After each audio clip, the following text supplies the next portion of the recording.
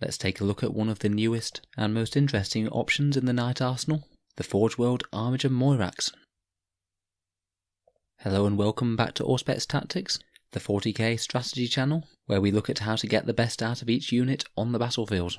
Today we'll be continuing in our look at the Forge World Knights, with their alternate Armiger options, the Armiger Moirax. In the video we'll take a look at its datasheet and rules, any obvious combos and synergies we can see on the battlefield, and how I would think about running them on the tabletop. In the background, the Knight Moirax was a variant of the Armiger chassis, powered by a unique and slightly unstable energy core that ensured it saw low usage throughout the Great Crusade. From then till the 41st millennium, it's therefore been a rare unit, with only occasional examples tending to be fielded in Knights households. But those that still exist sport some interesting weaponry that doesn't see very wide use in the 41st millennium. So let's take a look at the stats. Armiger Moiraxes, like all Imperial Knights choices, are Lords of War, and similar to the other Armigers, it can contain between 1 or 3 units as a single choice. The Moirax has the exact same profile as the Armigers, movement of 14, weapon skill and ballistic skill 3, strength 6, toughness 7, 12 wounds, 4 attacks, leadership 8, a 3-up save, and a 5-up invul. It degrades in the normal way. When you get to 6 wounds or less, its movement will drop to 10, and its weapon skill and ballistic skill will decrease 1 point, and then it will degrade again, where it can only move 7 inches once it is 3 wounds or less. In its cheapest incarnation, if you arm the Armiger Moirax with 2 Moirax Siege Claws and Rad Cleansers, then it will cost you 145 points. Basically, the Moirax has 2 arms, one of which is completely unrestricted. You can mount the Moirax Conversion Beam, the Graviton Pulsar, the Lightning Lock, the Volkite Veluga, or the Moirax Claw with built-in Rad Cleanser, and the other arm is the exact same except you can't take a second Conversion Beamer. So you can have up to 2 of any of the other weapons, but only 1 Conversion Beamer, and you'll have to take something else alongside that. So let's take a look at the cheapest option then, the Twin Siege Claws and Twin Rad Cleansers. The Siege Claws act very similarly to Power Fists. Their strength times 2, AP minus 3, D6 damage however, and they subtract 1 from the hit roll, so typically you'll be hitting on a 4-up with these. In addition, when you're attacking a vehicle or Titanic unit, you add plus 2 to the damage for the attack. So if you do sneak a wound through, then you'll be doing D6 plus 2 damage, so an average of 5.5 damage, which is pretty nasty if you're fighting any vehicles or enemy knights. Bear in mind that they do only have 4 attacks, so you're only likely to hit with 2 of them, but with a strength of 12 you've got a very decent chance of wounding. These really are anti-vehicle specialists. They're not going to be anywhere near as good as, say, Warglaves against infantry, due to their low number of attacks. One thing that might help you with infantry though are those Rad Cleansers. The Rad Cleansers are a sort of flamer type weapon. They've got a 9-inch range, assault D6, strength 2, AP nothing, and damage 3. But they have a special rule, which means if they're not targeting a vehicle or Titanic unit, you get to automatically wound on a 2+. So on average, if you're firing both of these into an infantry unit, you should probably get 6 wounds. No AP, but the shots are damage 3. So these could really make a nasty mess of something like aggressors or Primaris infantry. So they'll be decently effective against any infantry you point them at due to wounding on a 2-up. These aren't a weapon that your opponent's going to be wanting fired at their infantry, or any characters, particularly against anything that's a high number of wounds and a low armor save. So for 145 points you've got quite a threatening little unit that could put a big hurt on vehicles in close combat, or infantry in the shooting phase, at very close range. Let's move on now. For an additional 5 points we can upgrade either of these arms to a Graviton Pulsar. Now the Graviton Pulsar is 24 inches, heavy D6, strength 6, AP minus 3 and damage 2. And when you're resolving a attack against a unit that has a 3-up save or better, the damage characteristic becomes 4 instead of 2. Also don't worry about the fact that it's heavy. The Moiraxes have a Moirax Stabilizers special rule, which means that they can move and shoot heavy weapons as if they didn't move. So you'll be averaging about 7 shots from this, hitting on 3s, so about 4 or 5 hits. And it's actually pretty decent against putting damage on a range of different targets. Anything Primaris infantry, Centurions or Custody jet bikes are going to be particularly scared of this thing because it's a flat damage 4, and it'll certainly have a good chance at sneaking a wound through on vehicles. Its average damage output is it's likely to get just over 1 wound through on a toughness 7 or 8 vehicle without an invul, so you can expect usually a flat 4 damage against that vehicle, with the small chance of you getting a couple of wounds through and doing 8 damage. It is short range, which does hamper it, but this is a very threatening little gun and one that your opponent will want to not have shooting at his 3-up armor save targets. Again, compared with the other Armigers, it's pretty cheap. This one will set you back just 155 points. Next up we have the Lightning Lock, and here we have our anti-horde option. This one's also an additional 5 points over the Siege Claws, so a twin Lightning Lock Moirax will set you back only 155 points as well. Again, very cheap, decently cheaper than the Codex options. The Lightning Locks are 36-inch range, heavy 6, strength 6, AP -2, damage 1, and an unmodified hit will score 2 hits on the target. This means, on average, a Moirax with twin Lightning Locks will inflict 10 hits on anything without a negative to hit modifier. This is a very, very nice anti-horde option. It's absolutely superb at chewing through guardsmen, as it'll wound them on 2s and ignore their armor save with that -2 AP. It's certainly not bad at chewing through things like tactical marines as well, as it has enough AP to degrade their saves significantly, and enough weight of fire to be causing them to take a lot of saves. This is a very strong weapon, and the 36-inch range is a very nice bonus, because it means you won't be having to get too close to the enemy and get at risk of being charged. Next up is the Volkite Vogler. Not sure if I'm saying that right, but oh well. This again is another 36-inch range option. It's heavy 5, strength 6, AP -1, damage 2, and each time you roll an unmodified 6 to wound, the target takes a mortal wound in addition to its regular damage.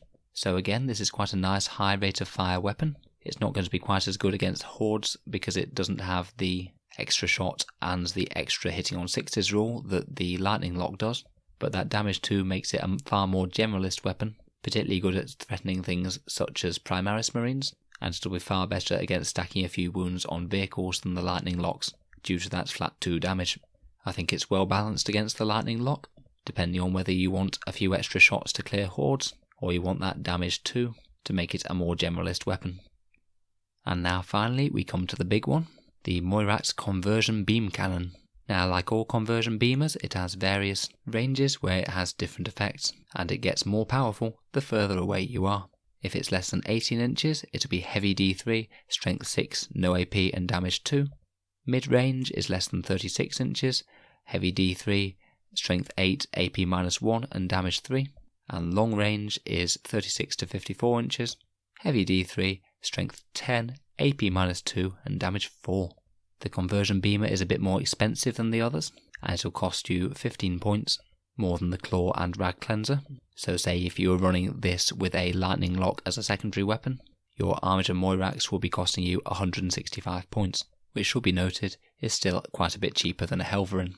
I think that you can't take 2 of these is actually quite a significant drawback, because you're left with a bit of a uncertain vehicle, not sure whether it wants to be as far away as possible, or whether it wants to move up to get within 36-inch range of a good target to fire its secondary weapon. Against most vehicles, even at long range, the conversion beamer won't outperform the Graviton Pulsar. The Graviton Pulsar is just very slightly better, but it is worth noting that the Graviton Pulsar's only got a 24-inch range, while the conversion beamer has up to a 54-inch range, which is quite a big difference. I think if you were taking this gun, you'd have to use it quite intelligently, and be moving your Moirax with a thought of where you're going to fire your conversion beamer, and also where you're going to fire that secondary weapon, most likely a Lightning Lock or Volkite Vogler, because you'll be wanting a gun with the longest range possible, and those have 36 inches. One option that the Moirax is missing is that it doesn't have a heavy stubber or meltgun option for the carapace, which is a bit of a shame, as I quite like the very cheap heavy stubbers, but it's nothing that's going to change the game too much. It has some very similar rules to the other Armigers. It's a vehicle squadron, so if you buy 3 of them, you've got to set them up within 6 inches of each other, but then they can go their own separate ways. It explodes on the roll of a 6, and everything within 6 inches suffers D3 mortal wounds. It has that Moirax Stabilizer special rule, which means that it will be able to move and fire its heavy weapons accurately even on the move, and it's got its Ion Shield for a 5-up invul save. It's got one final special rule which is quite interesting, called Protection Protocols.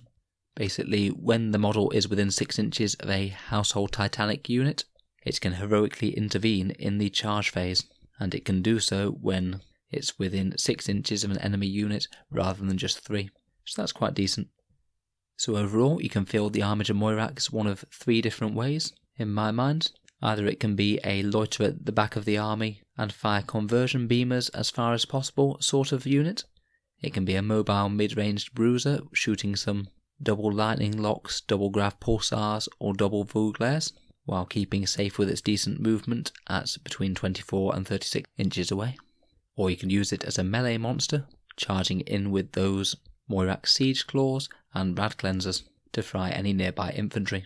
So this can be quite a varied unit depending on how you field it.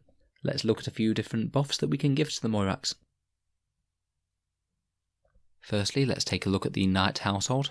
All of the Questor Imperialis houses bar Hawkshroud give it a nice melee buff, whether it's +1 attacks from Griffith or add 1 to hit rolls from House Mortan. So any of these might be quite useful if you're tooling up one with a Moirax Siege Claw.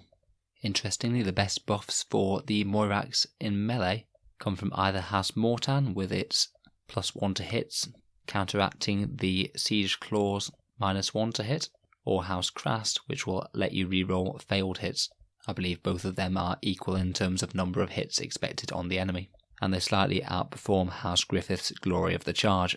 House Raven might be a reasonable consideration for a shooting Moirax, allowing it to get even more mobility. Though to be honest, I think that it's got 14-inch movement already. Mobility is already something it does quite well. House Tyrannus is certainly a strong pick, giving it a solid extra defensive boost and making them harder to remove from the table. House Volker's Firestorm protocols could give a shooting Moirax a reasonable shooting buff, particularly with things like the Grav Pulsar. You're a lot more likely to be targeting the closest unit, so you might see this thing have some use. Overall though, I think my favourites would be House Tyrannus for a shooting Moirax and House Crast for a close combat one, though some of that is personal preference. As the Moiraxes have the Armiger keyword, they can get rerolls of 1 to hit when they're near a Knight Preceptor, and I feel like they could have some synergy with being in the right sort of range that the Preceptor wants to be at, particularly with the Grav Pulsars, and certainly if you're giving them a close combat weapon. There's also the option of the Helm Dominus, which you could give either to a Preceptor or to another Titanic class Knight. This could let the Knight nominate a unit within 24 inches of itself, and the nearby Armigers will get +1 to hit against that unit. That could be nice and powerful when combined with Mass Lightning Lock or Volkite Fire, for example. There are some stratagems to bear in mind when fielding Armigers. You shouldn't forget that they have the option to rotate Ion Shields if needed, if you don't happen to need it on a Titanic Knight this turn. They also have the option to go full tilt if they want to advance to give themselves the best chance of getting that charge off, which could be pretty powerful if they manage to get into a key vehicle. Machine Spirit Resurgent is always a great pick on a Mechanicus Knight to keep them moving, shooting and fighting on their top profile, because we always want to be getting more hits with those lightning locks and things. So how would I personally field one of these on the battlefield? Firstly, I want to say that I think that all of the loadouts are pretty viable, and they bring things to the table that Imperial Knights haven't been able to do before quite as well. I'd say my least favourite loadout is that conversion beamer. I'd be a lot more sold if I could take 2 of them, but I just think that it is going to mess around with your movement and options with that other arm worth of firepower, plus heavy D3 is pretty unreliable. My favourite loadouts for the shooting Armigers are twin Laslocks or twin Volkite Vouglares, or potentially mixing one and the other. You don't have to shoot at the same target, so spreading out different types of firepower onto every unit in your army isn't actually such a bad idea. I like these guns because they're fairly general purpose, certainly will both put a big hurt into infantry of various descriptions, and they have a decent range of 36 inches, meaning that you can keep your Armiger safe from being tied up in close combat, which will make it pretty useless. I think that the Graviton Pulsar is an interesting option and is certainly the most capable in terms of damaging vehicles, but I would worry a little bit about its reasonably short range. If your opponent is screening with a bunch of infantry, you might well not be able to get it within range of his backfield armour units, for example, and you might just be stuck using it to shoot chaff infantry, that the lightning locks or Vouglares would have done better. Having said that, I don't think it's a bad weapon at all. It's quite well balanced against the other 2 options, and if you do get adequate targets for it, then it will certainly do you fine. In terms of the close combat Moirax, I would typically only take 1 Moirax Siege Claw and use the second arm to have a Grav Pulsar Lightning Lock or Vugler. The reason is that these cost only 5 points more than the arm with the Rad Cleanser, and you don't get any extra bonus for having 2 close combat weapons. Even if your primary aim is to get into close combat, I'd still much rather have a random swath of quite powerful shooting as I move up. A couple of volleys of Lightning Lock or Vugler fire as you move up to get into close combat certainly won't do any harm at all, and the Grav Pulsar might actually be a better pick if you're thinking about throwing it straight into the heart of the enemy. It might well get in range of something a bit more tasty. I am a bit on the fence about the Moirax's close combat ability. It's certainly potentially very powerful against vehicles, with the possibility of doing up to 8 wounds on any vehicle that it gets a wound through with that Siege Claw.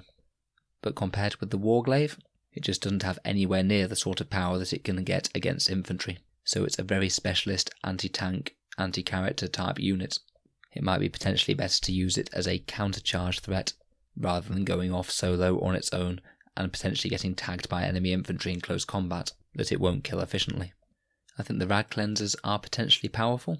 I think I would still rather pay the 5 points to have a true ranged weapon rather than the short-ranged second Rad Cleanser, but they could certainly do some nasty damage to an enemy infantry unit if they get in range. So how would I run them in an actual battle? If I was running the ranged Moiraxes with 36-inch ranged guns, I would want to deploy them in a way that covers them as most as possible first turn, ready to move out with that massive 14-inch move and get in range of something nasty. The Vuglairs want to be picking off elite infantry or maybe scraping some wounds from vehicles in terms of focused fire, and the Laslocks ideally want to be hunting hordes and light infantry, but aren't absolutely terrible if you turn them on light vehicles either. If you're running absolutely loads of Armigers, you could consider using Prepare Positions to give them a 2-up cover save turn 1, and as the battle progresses, you certainly want to be making efforts to make sure the opponent can't charge these guys, as that's the best way to lose a lot of firepower very quickly. Either have them screened well behind infantry of your own, or potentially behind more fighty Titanic class knights. When running the close combat variant, I'd be looking to eliminate infantry early, and be on the lookout to either counter-attack and hit an enemy vehicle very hard with the Power Fist, or potentially break through the enemy lines and get to the vehicles and characters that way. With these guys you just need to make sure that you don't get tagged in close combat with light infantry, because otherwise they're going to be very underwhelming indeed. One of the reasons I'd be tempted to take a ranged weapon alongside the Power Claw is that it would let you field them a bit more flexibly, so they could still contribute to the battle while they were back in your lines, and then you could use the Siege Claw as a counter-attack mechanism. So overall, I think that the Armiger Moiraxes are a very competitive option for Imperial Knights. In particular, the Lightning Locks give a much-needed ranged anti-horde solution, which up to now Imperial Knights could struggle a bit with. I certainly think that it's helpful that they're priced decently below the regular Armiger variants. The regular Armigers don't tend to see quite as much competitive play, just because they're pretty expensive. I think the 155 point price tag of the ranged options is actually good enough to have them see play in competitive games, particularly combined with their speed and resiliency. I'm sure we'll be seeing these guys make some appearances at tournaments and in competitive play in the future. I don't think that they're anything stupidly overpowered, but they're an interesting and fun option that gives us extra things to use from the Imperial Knights, and I think that that's good. If I've got any rules wrong or misunderstood anything, please let me know down in the comments. Feel free to subscribe to Auspex Tactics if you'd like to see more content like this. We'll be aiming to go through the Forge World Knights, ideally covering 1 night per week, so feel free to check back if that would interest you. As always, thanks for listening, and I'll see you guys in the next video.